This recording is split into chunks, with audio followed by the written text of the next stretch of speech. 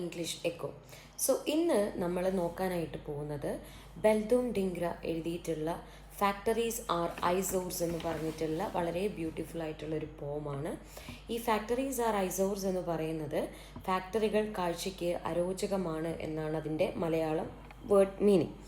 അതായത് ഫാക്ടറീസ് കാണുന്ന സമയത്ത്, അതായത് എത്രത്തോളം വികസനമുണ്ട് എന്ന് പറഞ്ഞാലും ഫാക്ടറീസ് പ്രകൃതിക്ക് എന്താണ് ദോഷമായിട്ടുള്ള ഒരു കാര്യമാണ്. ഒരുപാട് ആളുകൾക്ക് ജോലി കൊടുക്കുന്ന സ്ഥലമാണ്, ഒരുപാട് ആളുകൾ ജീവിക്കുന്നുണ്ട് അതുകൊണ്ട്. പക്ഷേ എന്തൊക്കെ പറഞ്ഞാലും ആ ഒരു പ്രകൃതിയുടെ സൗന്ദര്യത്തിന് വിരൂപത വരുത്തുന്ന ഒന്നാണ് ഫാക്ടറീസ് എന്ന് പറയുന്നത്.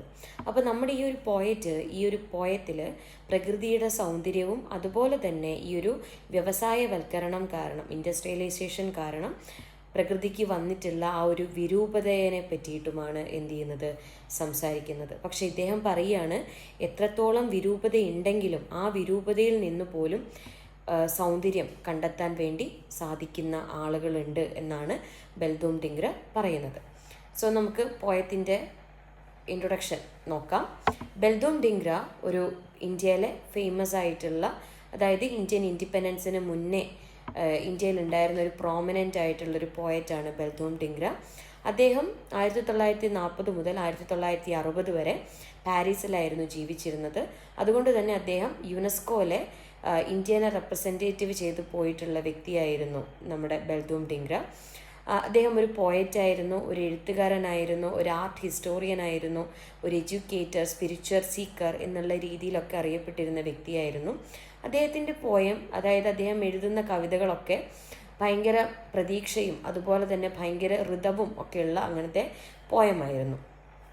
ഇദ്ദേഹം അധികവും സംസാരിക്കാറുള്ളത് പ്രകൃതിയെ പറ്റിയിട്ടും പ്രകൃതി ഭംഗിയെ പറ്റിയിട്ടും അതുപോലെ തന്നെ മനുഷ്യൻ്റെ ഉള്ളിലെ ഇമോഷൻസിനെ പറ്റിയിട്ടും, അതും ഭയങ്കര കമ്പാഷനോട് കൂടിയിട്ടും ഭയങ്കര സഹാനുഭൂതിയോട് കൂടിയിട്ടുമൊക്കെയാണ് ഇദ്ദേഹം ഈ ഒരു തീമുകൾ പറയാറുള്ളത്. അദ്ദേഹത്തിൻ്റെ മേജർ കളക്ഷനായിട്ട് കണക്കാക്കുന്നത് മൂന്ന് കവിതാ കളക്ഷൻസ് ആണ്. Comes ever the dawn, beauty's sanctuary and symphony of love എന്നുള്ളതാണ് ഈ 3 കവിതാ കളക്ഷൻസ് എന്ന് പറയുന്നത്. അപ്പം ഈ ഒരു പോയം ഫാക്ടറീസ് ആർ ദ ഐസോർസ് എന്ന് പറയുന്ന ഈ ഒരു പോയം പ്രതിപാദിക്കുന്നത് അല്ലെങ്കിൽ റിഫ്ലക്റ്റ് ചെയ്യുന്നത് ഇൻഡസ്ട്രിയൽ ഡെവലപ്മെൻറ്റിനെയും, അതായത് വ്യവസായവൽക്കരണത്തിനെയും അതുകൊണ്ട് നമ്മുടെ നേച്ചറിനും മനുഷ്യന്മാർക്കും ഉണ്ടായിട്ടുള്ള എഫക്റ്റുകളെ പറ്റിയിട്ടുമാണ് ഈ ഒരു പോയത്തിൽ ബെൽദൂം ഡിംഗ്ര സംസാരിക്കുന്നത്. സോ മൂവിങ് ടു ദ പോം.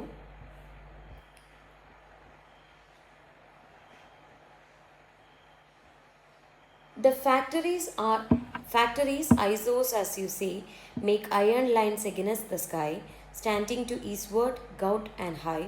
They blench black smoke by night and day, bloats on the landscape as you say. അപ്പം ഇദ്ദേഹം പറയുകയാണ്, നിങ്ങൾ പറയുന്നത് പോലെ, ആസ് യു സേ, നിങ്ങൾ പറയുന്നത് പോലെ ഫാക്ടറീസ് എന്ന് പറയുന്നത് എന്താണ്, കണ്ണിന് അരോചകമായിട്ടുള്ളൊരു കാര്യമാണ്.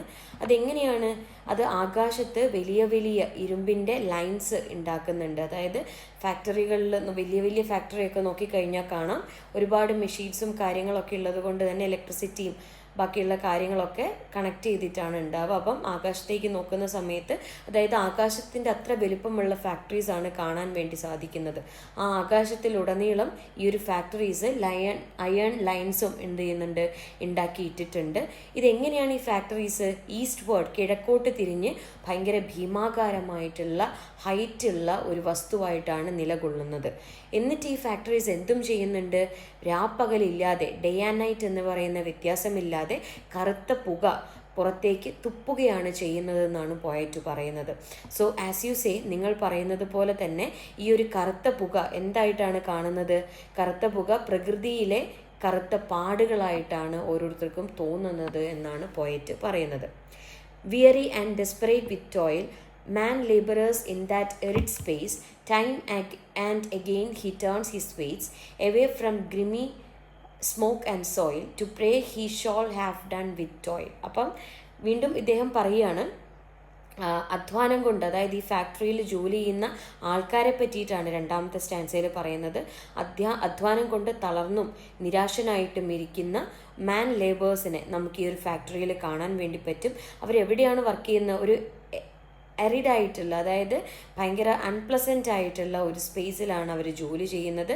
വീണ്ടും വീണ്ടും അവർ എന്ത് ചെയ്യാണ്, ഈ ഒരു അഴുക്ക് പുരണ്ടിട്ടുള്ള ആ ഒരു ഫാക്ടറിയിൽ നിന്നും മുഖം തിരിഞ്ഞ് തിരിഞ്ഞ് നോക്കുകയാണ് ചെയ്യുന്നത്. കാരണം അവിടെ ജോലി ചെയ്യുന്ന ആളുകൾക്ക് മാത്രമേ അവിടെ ജോലി ചെയ്യുമ്പോഴുള്ള പ്രയാസങ്ങൾ അറിയാൻ വേണ്ടി സാധിക്കുകയുള്ളൂ. അതുകൊണ്ട് എങ്ങനെയൊക്കെയോ കഷ്ടപ്പെട്ട് പണിയെടുക്കണമല്ലോ എന്ന് കരുതിയിട്ടാണ് ഇവർ എന്ത് ചെയ്യുന്നത്, ആ ഒരു സ്മോക്കിലും ആ ഒരു മണ്ണിലും ഇവർ പണിയെടുത്തുകൊണ്ടിരിക്കുന്നത്. ആൻഡ് അവരുടെ കഠിനാധ്വാനം അവസാനിപ്പിക്കാനായിട്ട് അവരെന്ത് ചെയ്യാണ്, പ്രാർത്ഥിക്കുകയാണ്. എത്രയും പെട്ടെന്ന് ഈ ഒരു പണി തീർത്ത് പോകാൻ വേണ്ടി സാധിക്കണേ എന്നാണ് അവർ പ്രാർത്ഥിച്ചു കൊണ്ടിരിക്കുന്നത്. ഇത് പുറമേന്ന് കാണുന്ന സമയത്ത് ഭയങ്കര ഭീമാകാരനായിട്ടുള്ള, ഭയങ്കര സ്കൈയോട് ഒപ്പം ഹൈറ്റ് വരുന്ന അങ്ങനത്തെ ഒരു കാര്യമാണ് നിങ്ങൾക്ക് പുറമേന്ന് കാണുന്നതെങ്കിലും ഉള്ളിൽ പണി ചെയ്യുന്ന ആൾക്കാർ ഭയങ്കര കഷ്ടപ്പെട്ടിട്ടാണ് അവർ എന്ത് ചെയ്യുന്നത്, പണിയെടുക്കുന്നതെന്നാണ് പോയറ്റ് പറയുന്നത്. But yet, when mountains top flush bright with sundown scintillating gleam, some tremendously slender base touches a chimney shaft with light and things of ugliness glow bright. പക്ഷേ ഇങ്ങനെയൊക്കെ ആണെങ്കിലും സൂര്യൻ അസ്തമിക്കുന്ന സമയത്ത്, അതായത് സൂര്യാസ്തമനത്തിൻ്റെ സമയത്ത് ആകാശത്തുള്ള ആ സൂര്യരശ്മികൾ വീണിട്ട് ഈ ഒരു ഫാക്ടറിയുടെ എന്താ പറയുക, ഫാക്ടറിയുടെ ആ ഒരു ഫാക്ടറികൾക്ക് പുക പുറത്തേക്ക് വിടുന്ന ചിമ്മിനീസ് ഉണ്ടാവും. ആ ചിമ്മിനീസ് എന്ത് ചെയ്യാണ്, ഭയങ്കരമായിട്ട് വെട്ടിത്തിളങ്ങുന്നത് കാണാൻ വേണ്ടി സാധിക്കുന്നുണ്ട് എന്നാണ് പറയുന്നത്.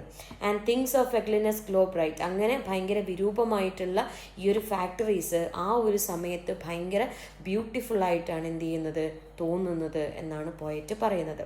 With smoke about them sullen slow half ridden in mist, I sometimes think how Monet had limned them on the brink of the world's edge, when fire burns low and smoke hung around them sullen slow. അപ്പം അദ്ദേഹം വീണ്ടും പോയിട്ട് ചോദിക്കുവാണ്, എങ്ങനെയാണ് മൊണേനെ പോലെ, മൊണെ എന്ന് പറഞ്ഞാൽ ഒരു French പെയിൻറ്ററാണ്. അദ്ദേഹത്തിൻ്റെ വളരെ ഫേമസ് ആയിട്ടുള്ളൊരു സീരീസാണ് വാട്ടർ ലില്ലീസ് എന്ന് പറയുന്നത്.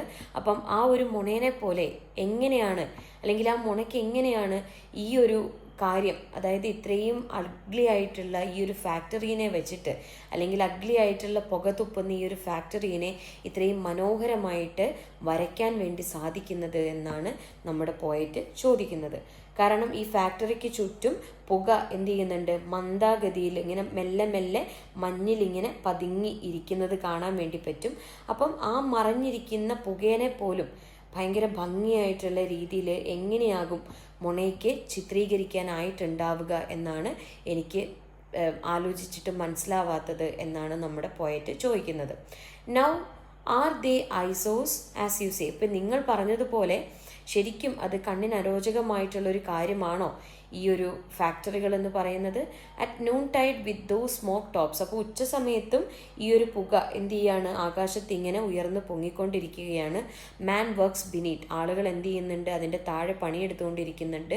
Until he drops out of the world of wheels one day, എന്നെങ്കിലും ഒരു ദിവസം ഈ വേൾഡ് ഓഫ് വീൽസ്, അതായത് ഈ ഒരു ഇൻഡസ്ട്രീനെയാണ് ഉദ്ദേശിക്കുന്നത്. ഇൻഡസ്ട്രി വന്നതിന്, അല്ലെങ്കിൽ ലോകത്തിലെ ഏറ്റവും വലിയ കണ്ടുപിടുത്തം എന്ന് പറയുന്നത് വീലിൻ്റെ ഇന്നൊവേഷൻ ആയിരുന്നു. ആ വീല് വന്നതിന് ശേഷമാണ് ഫാക്ടറിയും ഇൻഡസ്ട്രിയലൈസേഷനും പോലെയുള്ള കാര്യങ്ങൾ ഉണ്ടായിട്ടുള്ളത്.